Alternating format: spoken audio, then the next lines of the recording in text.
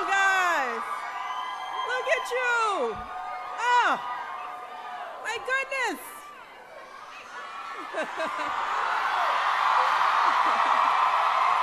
Oh, my goodness. Well, let's get started here. You guys have been standing up for a while, right? So let's start talking about some stuff. First of all, let me just say I am thrilled to be here today to support the next President and Vice President of the United States, Hillary Clinton and Tim Kaine. Yes. I have to do a few thank yous before we go in. I want to thank Henry for that wonderful introduction, for sharing his story. I want to thank all the members of Congress who were here today, Representatives Bobby Scott, Jerry Connolly, and I also want to recognize our outstanding DNC chair, Donna Brazil. I hear she lit it up, right? And I want to thank Charity for her fabulous remarks.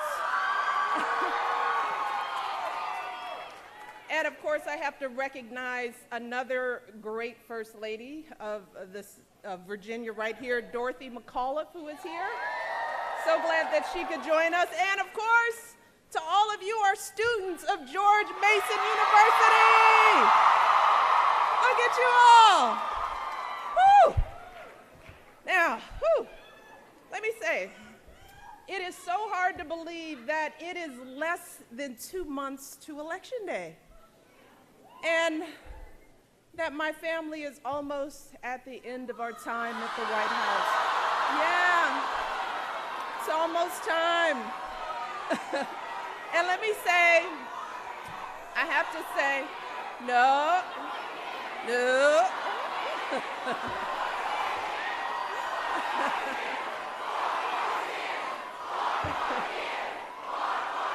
Let me say this. You have me and Barack working on your behalf for the rest of our lives, so no need to worry. We're going to be here. But let me just tell you, this time is really bittersweet for me.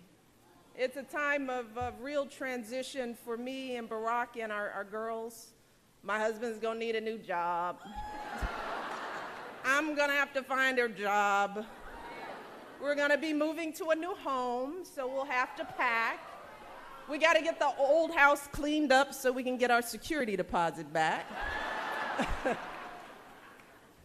But in all seriousness, this isn't just a time of transition for my family, but for our entire country as we decide who our next president will be. And transitions like this can be difficult. They involve a lot of uncertainty. And we saw that in 2008 when Barack was first elected. I don't know if many of you were old enough to remember. You remember? But back then, people had all kinds of questions about what kind of president Barack would be.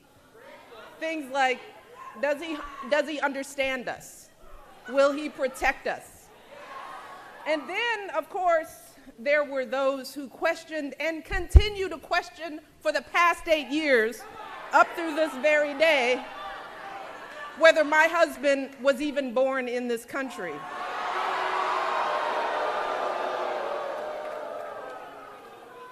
Well, during his time in office, I think Barack has answered those questions with the example he set by going high when they go low. And he's answered these questions with the progress that we've achieved together. Progress like bringing health care to 20 million people, creating 15 million private sector jobs, helping millions of young people like all of you afford college, expanding LGBT rights and marriage equality.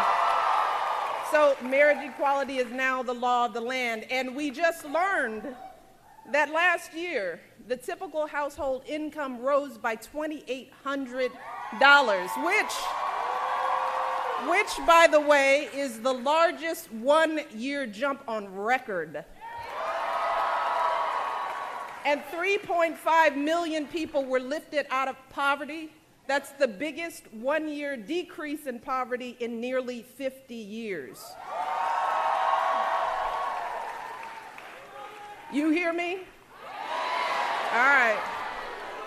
But even after all this progress, it's understandable that folks are feeling a little uncertain as we face the next transition. So the question is, for all of you and all of us, for the nation, is how do we sort through all the negativity and the name-calling in this election and choose the right person to lead our country forward? Well, as someone who's seen the presidency up close and personal, here's what I've learned about this job. First and foremost, this job is hard, okay? This is the highest stakes, most 24/7 job you can possibly imagine. The issues that cross a president's desk are never easy, none of them. They're never black and white. I mean, just think about the crises this president has faced these last 8 years. In his first term alone, Barack had to rescue our economy from the worst crisis since the Great Depression. He had to make the call to take out Osama bin Laden.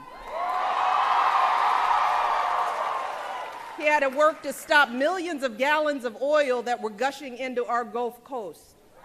He had to respond to devastating natural disasters like Hurricane Sandy and so much more. So when it comes to the qualifications we should demand in a president, to start with, we need someone who is going to take this job seriously. Someone who will study and prepare so that they understand the issues better than anyone else on their team. And we need someone not with good judgment, but with superb judgment in their own right.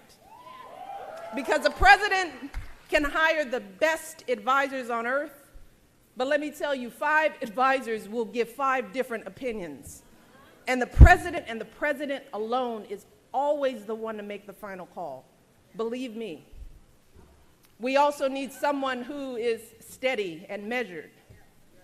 Because when you're making life or death, war or peace decisions, a president can't just pop off.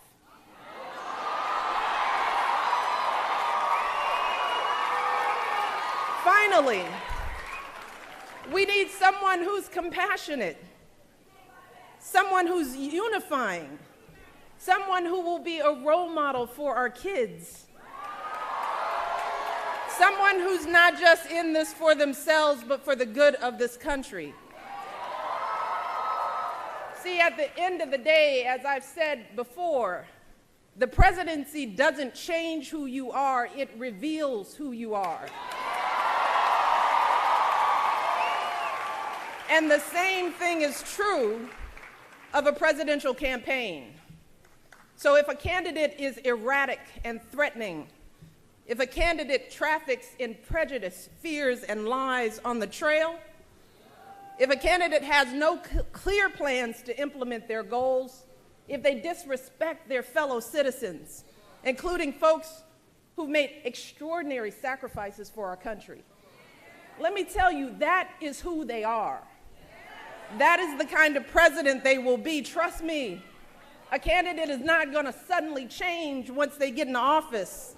Just the opposite, in fact, because the minute that individual takes that oath, they are under the hottest, harshest light there is. And there is no way to hide who they really are. And at that point, it's too late. They're the leader of the world's largest economy, the commander-in-chief of the most powerful military force on earth. With every word they utter, they can start wars, crash markets, change the course of this planet. So who in this election is truly ready for this job? Who do we pick? Well, for me, I'm just saying, it is excruciatingly clear that there is only one person in this election we can trust with those responsibilities, only one person with the qualifications and the temperament for that job, and that is our friend Hillary Clinton.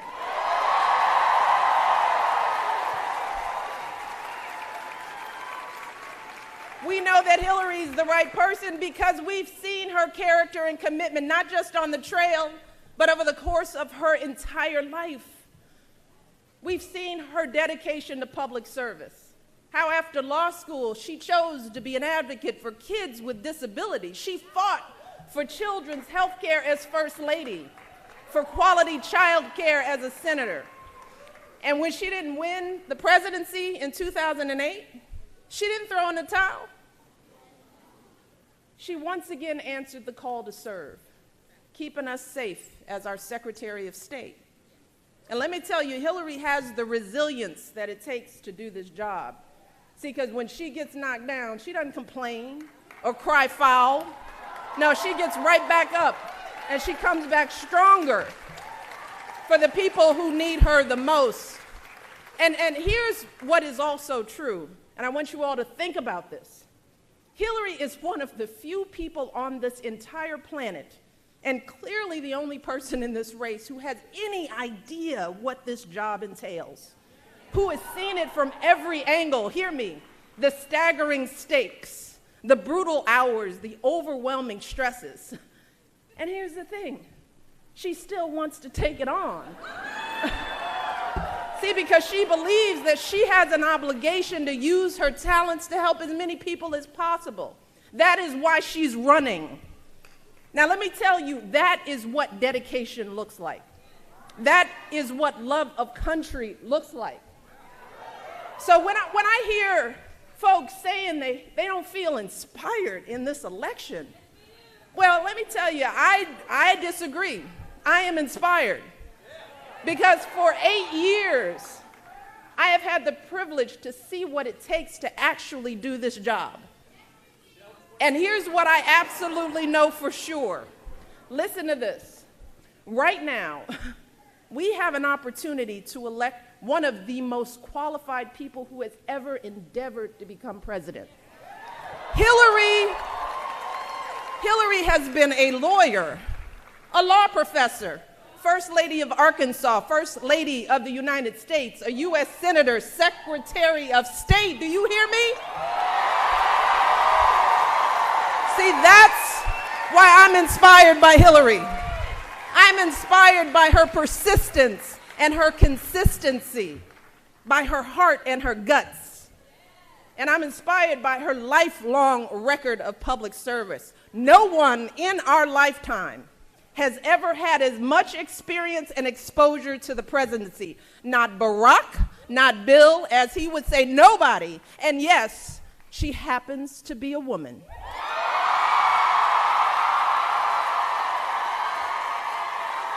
So, we cannot afford to squander this opportunity, particularly given the alternative. Because here's what we know, that being president isn't anything like reality TV. It's not about sending insulting tweets or making fiery speeches. It's about whether or not the candidate can handle the awesome responsibility of leading this country.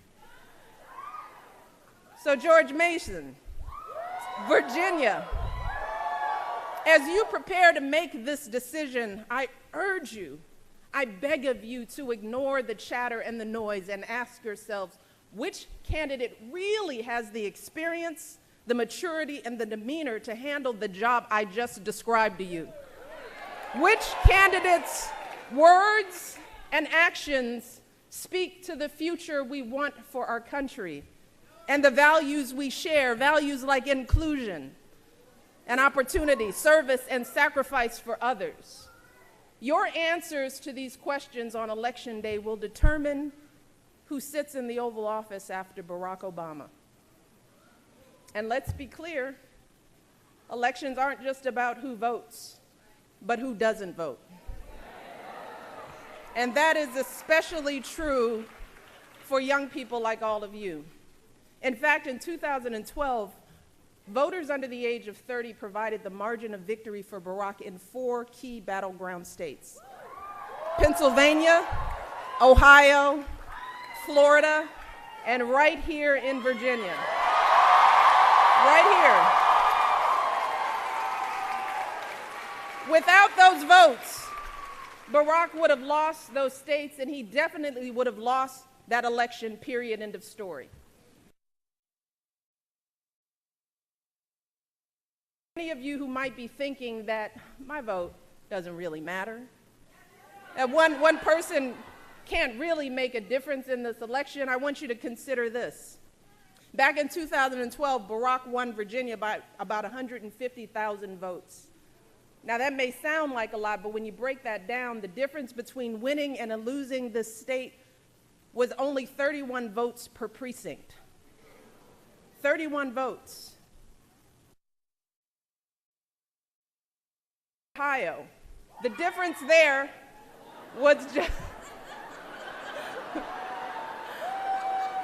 in Ohio, the difference there was just votes per precinct. Do you hear me? In Florida, the difference was 6 votes per precinct. Take that in for a moment. Take that in, the real numbers. That's how elections, especially the presidential election, are won and lost on a handful of votes. So there are plenty of states where each of you could swing an entire precinct and win this election for Hillary Clinton, just yourselves, your friends, and your few family members registered and out to vote. But it's going to take work. Yes, we can. It's going to take work. It's going to take work. We can do this. We can and we must. But here's the thing. It's not enough to just come to a rally. It isn't. It's not enough to just get a few selfies. It's not enough to just get angry and just speak out. We also have to work and make that change and take action. And that starts with electing folks who will stand with you and fight with you. And that's why you need to get yourself and everyone you know registered to vote today. And we've got volunteers here. I want you all, if you're not registered, I want you to find them. Before you leave, find them and get registered before you leave this building.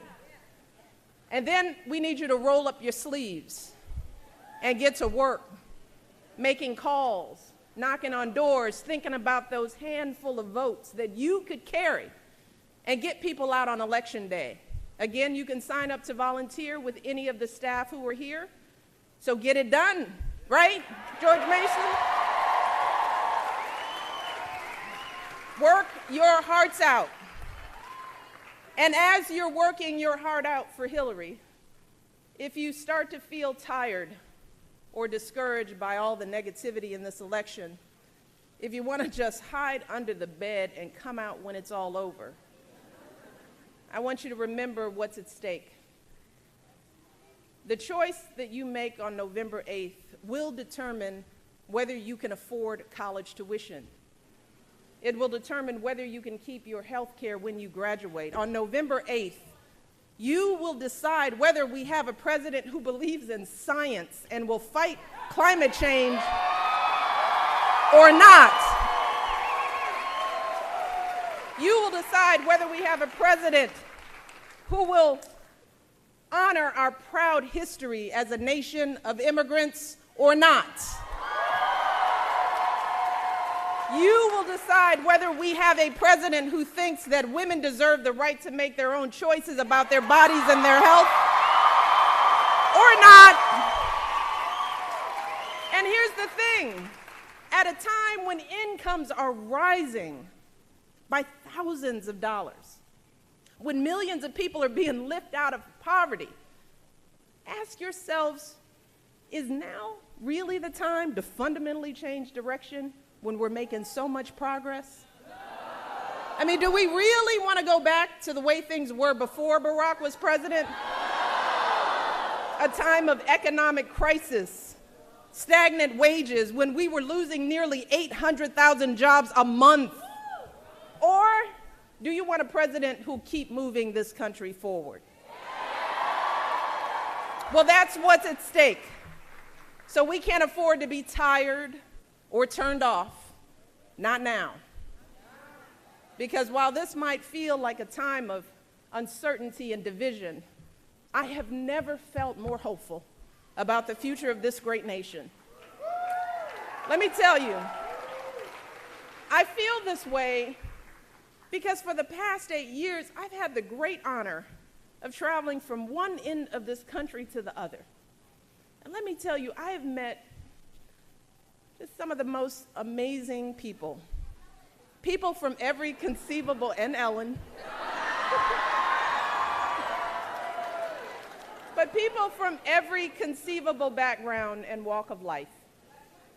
And time and again, I've seen proof of what Barack and I have always believed in our hearts, that we as Americans, we're fundamentally good folks, and we all truly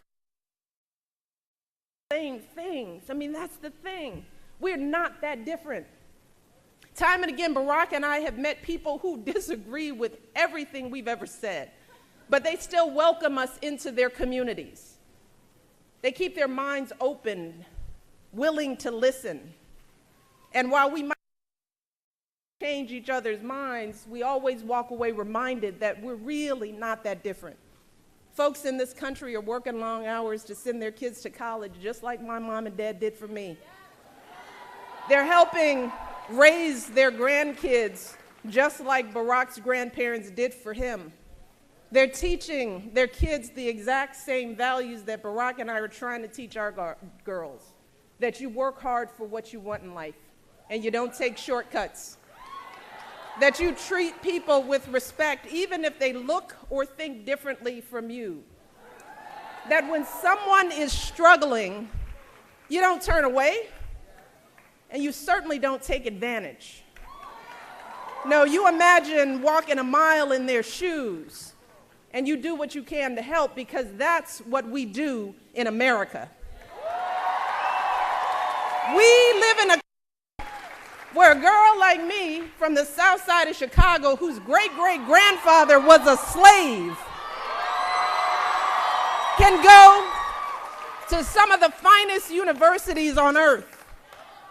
We live in a country where a biracial kid from Barack Obama, the son of a single mother, can become president. A country that has always been a beacon for people who have come to our shores and poured their hopes and their prayers and their back-breaking hard work into making this country what it is today. That is what makes America great. Don't ever forget it. And here's the thing. I know in my heart that we deserve who can see those truths in us. A president who believes that each of us is part of the American story and we're always stronger together. We deserve a president who can bring out what is best in us, our kindness and decency, our courage and determination, so we can keep on perfecting our union and passing down those blessings of liberty to our children. Let me tell you, I have never been more confident that Hillary Clinton will be that president. So here's what I'm pledging. From now until November, I'm going to work as hard as I can to make sure that Hillary is win this election. I need your help to do that as well. Are you with me? I can't hear you. Are you with me? You're going to roll up your sleeves. You got to get to work, make it happen. Virginia will make the difference. Are you ready, Virginia? Thank you all. God bless.